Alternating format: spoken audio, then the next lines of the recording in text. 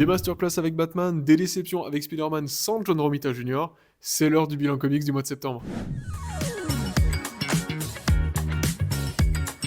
Bienvenue sur One More Day Comics pour le désormais traditionnel bilan du mois. Ce mois-ci, il y a quand même eu de sacrées masterclass. On va évidemment parler d'Absolute Flash, Absolute Batman évidemment, et évidemment tout ce qu'il y a ici sur la table. Mais avant ça, dites-moi comment vous allez. Est-ce que vous avez lu durant ce mois de septembre? Et si je vous disais maintenant que j'ai lu l'un des comics Spider-Man les plus étranges et que je sais pas du tout quoi en penser, que c'est la première fois que ça me fait ça?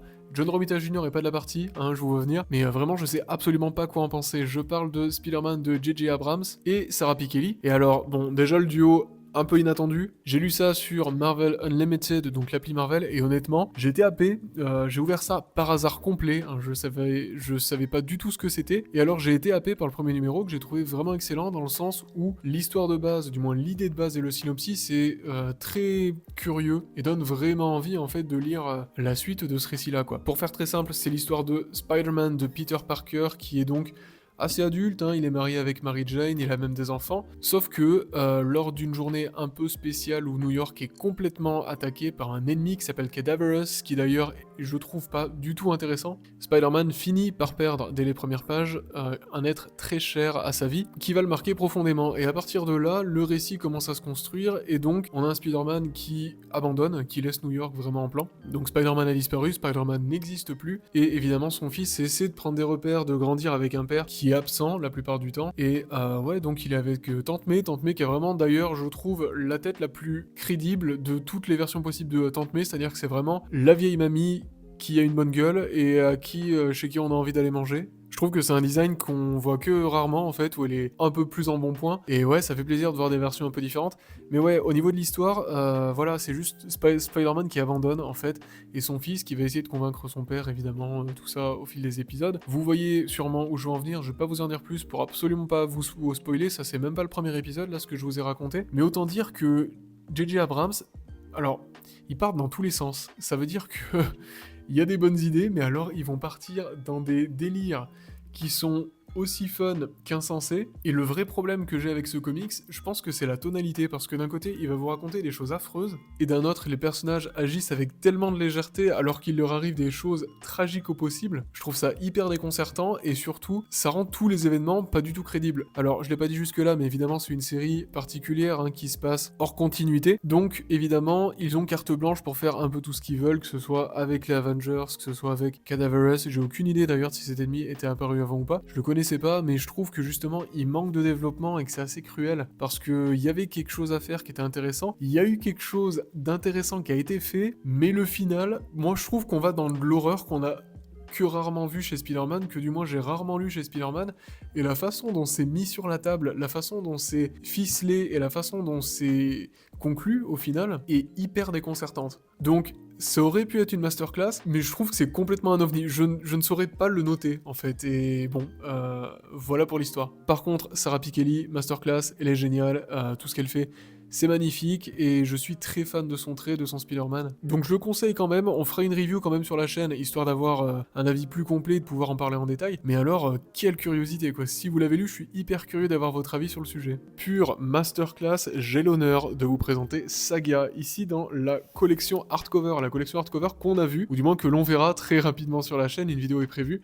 Fin de semaine, on va revenir sur l'édition collector des intégrales de Saga en VO. C'est sorti très récemment en France chez Urban, et ça c'est vraiment cool puisque c'est une pure masterclass. Moi j'ai énormément aimé Saga. Vous m'aviez conseillé Saga et j'avais tort de ne pas vous écouter plus tôt, mais je suis content aussi d'avoir attendu avant de lire Saga parce que pareil, c'est un titre, on en entend parler par Urban qui l'a ressorti maintes et maintes fois dans des collections pour attirer le public avec 10€ les 2 premiers tomes. Je suis toujours passé à côté et je suis content d'avoir attendu parce que c'est un récit mature, donc il faut vraiment quand même avoir une certaine maturité pour se plonger dedans. Quand on a 15 ans, je pense qu'on sera préoccupé par d'autres choses plus ou moins explicites qui sont à l'intérieur de ce comics-là. Mais Saga qui vous raconte donc comment deux amants de deux camps opposés fuient parce qu'ils viennent d'avoir un bébé ensemble, c'est littéralement la première page et le bébé est sur la couverture, il n'y aura pas de spoil de rien du tout dans cette vidéo. Et bien comment ces parents essaient de survivre et de donner une vie à leur enfant, et honnêtement, j'ai été complètement happé dès les premières pages en fait, dès le premier numéro. Brian Kevough maîtrise absolument ce récit, dans les bonus d'ailleurs de cette édition qui est monumentale, plus de 40 pages de bonus, il vient d'ailleurs expliquer tout son procédé d'écriture, on va revenir en détail dessus dans dans la vidéo de ce samedi d'ailleurs. Et voilà, c'est juste un récit qui est exceptionnel. Au dessin, Fiona Staples est génialissime. C'est une série qui est encore en cours de publication. Urban a sorti, alors pas cette intégrale-là, mais l'équivalent de cette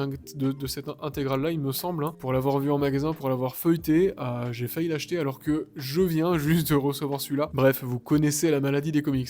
Brian K. Vaughan vient vraiment vous raconter en fait une histoire humaine à travers un couple qui va essayer de vivre à travers l'espoir et de fuir en fait en mettant en avant l'absurdité de la guerre et de tout ce qui va avec. Ça va vous marquer, ça va pas vous laisser indemne. C'est une excellente saga, c'est le cas de le dire, et je vous la conseille évidemment. Que vois-je? Un revenant ici avec DC Universe Rebirth. Alors lui, je l'avais acheté sur Vinted il y a un petit moment, je l'avais eu pour pas si cher au final. Parce que c'est un gros pavé, donc quelqu'un voulait se débarrasser. D'ailleurs, sur Vinted, ce qui est assez drôle, c'est que les comics qui coûtent les moins chers sont souvent en fait mentionnés sous le terme BD au lieu de comics, parce que c'est des gens qui s'y intéressent pas forcément et qui en ont un peu rien à faire. Donc voilà, je l'ai eu pour l'équivalent de 4€. Le saga va très bien, il résiste à tous les chocs depuis son arrivée du Kentucky, ne vous inquiétez pas. Et ce qui est génial, c'est que c'est une intégrale qui va vraiment revenir sur une sorte d'introduction à l'univers Rebirth de chez DC. Donc on a évidemment le one-shot de Jeff Jones et Gary Frank au début, avec ensuite les premiers numéros de quasiment toutes les séries Rebirth qui étaient dispo à l'époque, dont plusieurs qui n'ont jamais été publiés chez Urban. Il y a du Hellblazer qui est terriblement dessiné, il y a une vidéo spéciale qui va revenir dessus, justement où on va feuilleter un peu ce bouquin, histoire de voir ce qu'il vaut, et puis voir aussi à quel point c'est marrant de voir toutes les séries qui n'ont jamais eu de suite en VF, de voir à côté de quoi on est passé des masterclass et des aussi choses horribles, parce qu'il y en a plusieurs. Hein. Donc ouais, c'est une compilation de numéro 1 en fait des séries Rebirth, donc forcément vous en avez déjà vu, si vous avez déjà lu Rebirth, mais c'est hyper sympa de voir tout ça compilé en un seul bouquin pour vraiment avoir un peu ce vent de fraîcheur, et c'est, je trouve, une porte d'entrée assez folle. Maintenant, c'est plus une porte sur une sorte de fenêtre sur le passé, étant donné que on a encore changé d'air. Mais je trouve ça vachement sympa d'Urban d'avoir fait ça à l'époque. On était quand même à quasiment 600 pages pour l'équivalent de 30 ou 35€, avec une belle reliure. Même si c'est vrai qu'on peut se demander quel intérêt ce bouquin a, puisqu'on a que des numéros 1 de plein de séries différentes. Hein. Donc bon, mention spéciale à la série Cyborg, qui est plutôt sympa. Du moins, il y avait un très bon numéro 1. Jamais lu la suite, du coup, parce que je crois pas que ça a été publié chez Urban. C'était peut-être dans un Justice League saga ou Rebirth, je ne sais plus, mais en tout cas, c'est une curiosité que je suis assez content d'avoir dans ma collection. Avant de passer aux absolutes, à Ultimate Spider-Man et tout ce qui va avec, le classique Watchmen, je vous l'ai déjà présenté, l'édition collector, il y a une vidéo dispo sur la chaîne où on revient sur tous ces épisodes-là. C'est une édition collector qui est magnifique, qui regroupe les 12 épisodes de Watchmen d'Alan Moore et de Dave Gibbons. C'est une masterclass. Watchmen, c'est absolument génial. Je suis en ce moment même en train, pas tout de suite évidemment, puisque là je suis en train de filmer, mais je suis en ce moment même en train de les relire. Et j'en suis à l'épisode 6. Je prends vraiment du temps. J'ai lu Saga entre deux épisodes pour tout ça, pour tout vous dire. Mais c'est absolument exceptionnel. Hein. Il y a l'épisode 4 qui est écrit en palindrome qui me sidère. Il faut vraiment qu'on fasse une vidéo spéciale dessus. Et là, le dernier que j'ai lu, c'était celui-ci, le 6e, qui revient sur l'enfance de Rorschach. Si vous l'avez lu, si vous avez lu Watchmen, vous savez que c'est sûrement un des épisodes les plus marquants. Je m'étais pas replongé dedans depuis 10 ans, donc voilà, c'est un plaisir de relire Watchmen, c'est un plaisir de le redécouvrir dans cette édition magnifique qui est en dur avec chaque épisode, donc qui est donc dans un format single en hardcover, avec des détails vraiment sublimes, un papier de qualité génial, jamais vu un papier d'aussi bonne qualité. Et donc ces 6 premiers épisodes m'ont en tout cas ouvert les yeux sur la façon, surtout ceux à côté de quoi j'étais passé il y a 10 ans évidemment lorsque j'ai lu Watchmen, parce que je l'ai lu, je devais avoir quoi, 16-17 ans, donc évidemment j'avais pas la culture ni la maturité nécessaire à comprendre tout le récit et toutes les références sociopolitiques par rapport à la guerre froide dans cette uchronie écrite par Alan Moore. Entre temps, je vais pas vous mentir, je suis prof d'anglais, je l'ai fait étudier en cours, donc j'avais quand même relu certains passages, et là, le fait de le relire, bon là j'en suis quand même à la moitié du récit du coup, et en fait le fait de le relire, je me rends compte que c'est bien mieux que ceux dont je me souvenais, et que c'est juste génial, quoi. Dave Gibbons c'est magnifique au dessin, ici il signe vraiment des planches, qui paraissent parfois un peu rigides, mais je trouve que l'ambiance colle parfaitement à ce sort de thriller absolument glauque et poisseux d'Alan Moore, qui est aussi extrêmement pessimiste, surtout cet épisode 6, hein, qui revient sur la théorie de l'athéisme de Rorschach et son enfance affreuse. Bref, si vous n'avez jamais lu Watchmen, franchement je vous le conseille fortement, c'est une masterclass absolument géniale, parfaite pour Halloween, d'ailleurs ça se passe en octobre, parce que disons que ça va quand même vous mettre sacrément mal à l'aise, et que c'est pas une lecture feel good, hein, vraiment pas. Avant de passer à Absolute Batman, Ultimate Spider-Man, Absolute Flash et tout ce qui va avec, voici Chainsaw Man. Alors bon, je pense que vous avez compris que j'aimais plutôt bien Chainsaw Man.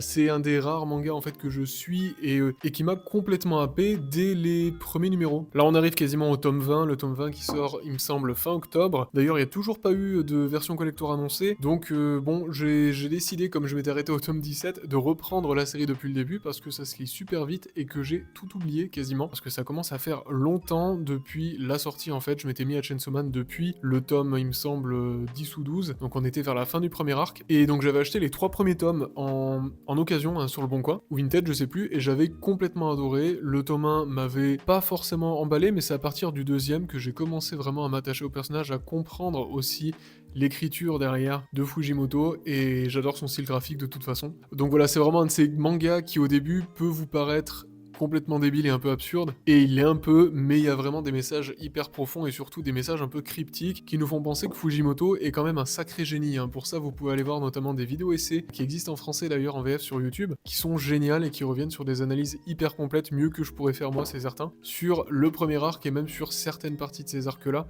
qui ont des références culturelles absolument géniales. Donc Chainsaw Man, c'est l'histoire de Denji, vous le connaissez, Denji, qui est donc ce petit monsieur là, qui est quand même un peu débile hein, et qui finit donc par travailler en tant que chasseur de démons. Sauf qu'il a une certaine particularité parce que lui, en fait, suite à un événement qui s'est un peu mal passé, a fusionné avec le petit démon Pochita, qui est central et qui donc a littéralement rendu la vie à son ami, mais l'a complètement transformé. Et donc il y a aussi cette recherche d'humanité qui est hyper intéressante. Et rien que pour le premier arc, je le conseille fortement, vous pouvez le trouver vraiment d'occasion pour pas grand chose, je pense. C'est l'heure d'Absolute Batman à l'épisode 11 et 12. Alors on a parlé d'Abomination, donc les épisodes, je crois qu'on avait parlé du 8, 9, même 10 sûrement, sur la chaîne à travers des analyses pleines de vannes assez drôles. Allez la voir, je suis assez fier de celle-là. Mais alors là, je pensais qu'on avait atteint quand même une base où à un moment Snyder peut pas aller plus loin dans la violence, plus loin dans l'horreur psychologique, même dans l'horreur physique, hein, et il le fait en mettant les deux pieds dans le plat. Et alors évidemment, je vais pas spoiler, mais alors qu'est-ce que c'est génial quoi, c'est choquant, prenant, magnifiquement écrit.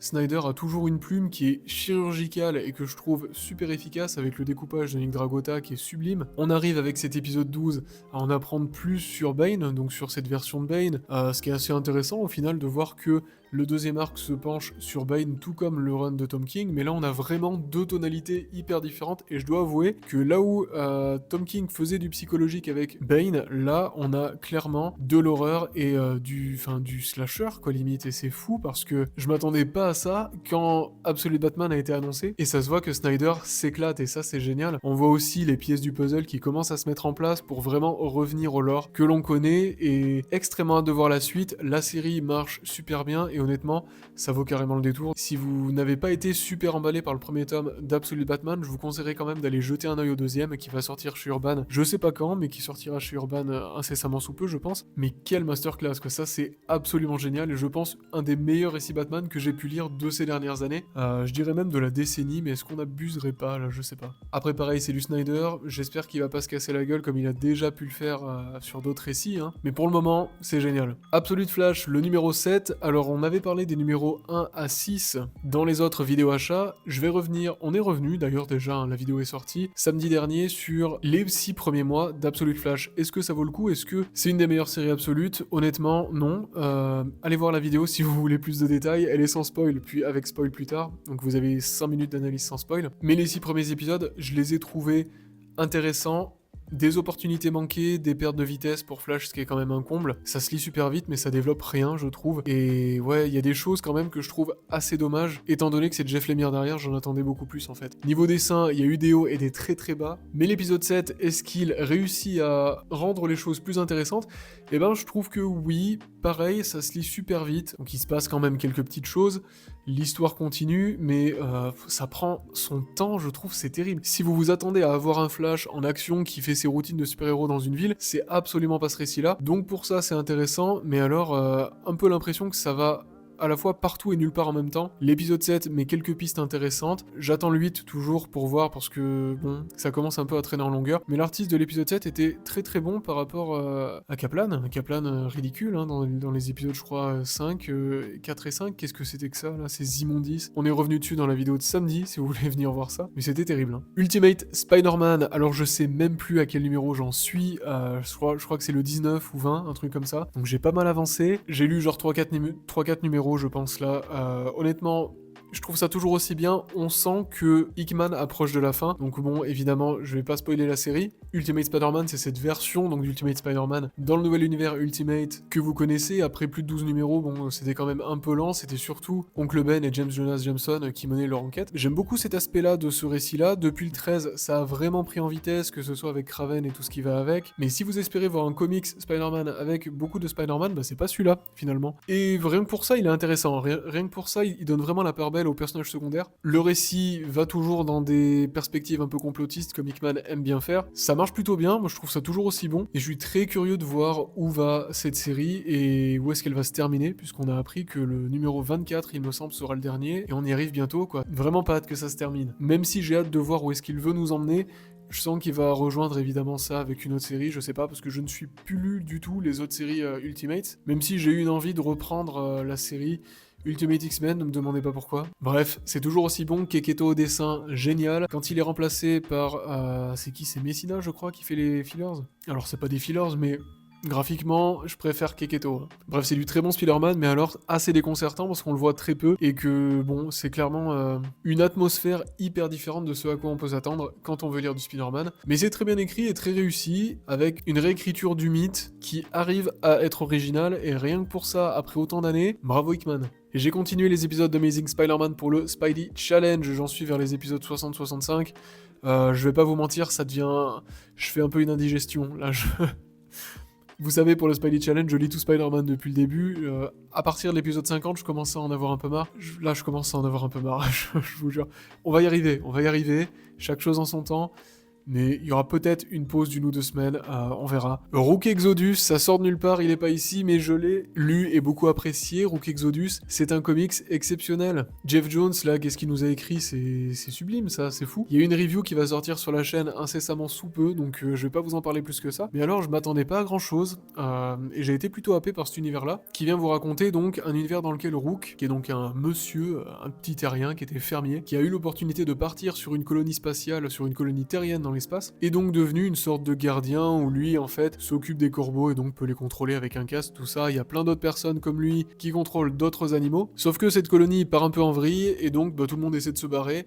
Et on est plus dans une dystopie à la Mad Max, avec des types qui ont des masques qui permettent de contrôler des animaux, donc autant dire que c'est compliqué. Au niveau du lore, c'est quand même hyper intéressant, je trouve qu'il y a des choses qui sont justement de bonnes idées et qui donnent envie de lire la suite. Ce premier tome, je l'ai trouvé assez convaincant, un arc plutôt efficace qui donne envie d'en savoir plus sur les personnages. J'ai pas non plus trouvé que c'était une masterclass niveau scénario, mais ça se laisse tout à fait lire, et la review reviendra plus en détail sur l'analyse derrière ce monde-là. Donc honnêtement, si vous aimez une vibe à la Mad Max, si le synopsis vous dit quelque chose, foncez parce que graphiquement c'est sublime. Fabok vraiment se donne à fond et voilà, juste pour le côté graphique, pour les splash pages qui a vraiment quasiment toutes les 3 pages, Fabok a vraiment illustré un monde qui fourmille de détails et rien que pour ça c'est exceptionnel quoi. Donc plutôt hâte de voir la suite, histoire de voir où est-ce qu'ils vont aller, parce qu'il y a quand même une suite à cette série-là, hein, chez Image Comics. Il y a aussi eu le roman The Great When de Alan Moore, on en a parlé dans la vidéo achat. Bon, c'est pas du comics, mais voilà, je continue ma lecture. Toujours aussi chelou,